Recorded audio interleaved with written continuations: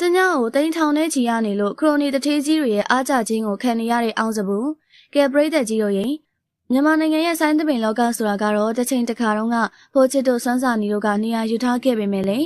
စီနီယာတွေခေတ်တုန်းကမရခဲ့ဘူးသလိုမျိုးအားပေးမှုတွေကိုရရှိနေတဲ့သူကတော့အောင်စပူပဲဖြစ်ပါတယ်။အောင်စပူဆိုတာကတော့အခုလိုမျိုးဆိုရှယ်မီဒီယာခေတ်ရောက်နေရတော့ဇက်သပင်လောကမှာအောင်မြင်ဆုံးနဲ့ထိပ်ဆုံးနေရာကိုယူထားနိုင်သူတယောက်လို့ပြောရမှာပါ။သူ့အနေနဲ့ကတော့တီးခံမယ်ဆိုရင်အရာအလုံးကိုအောင်နိုင်မယ်လို့ယုံကြည်ထားခဲ့တာဖြစ်ပြီးတော့သူ့ရဲ့စမ်းစာတာကြောင့်လေအောင်စပူးလို့စပြီးနာမည်ထွက်လာချိန်မှာကလေးကပရိသတ်အလုံးစီကနေတခဲနဲ့အားပေးမှုတွေရလာခဲ့တာပါ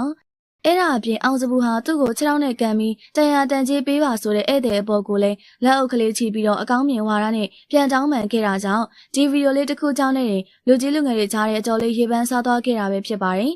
တကယ်တမ်းမှာကျတော့ဘသူတွေဘာပဲပြောပြောကိုယ့်အလုပ်ကိုပဲဆက်လုပ်နေခဲ့ပေမဲ့အောင်စပူရဲ့တညတာဇက်ကကြီးဟာ3500လောက်အထိကိုရှိနေခဲ့တာပါ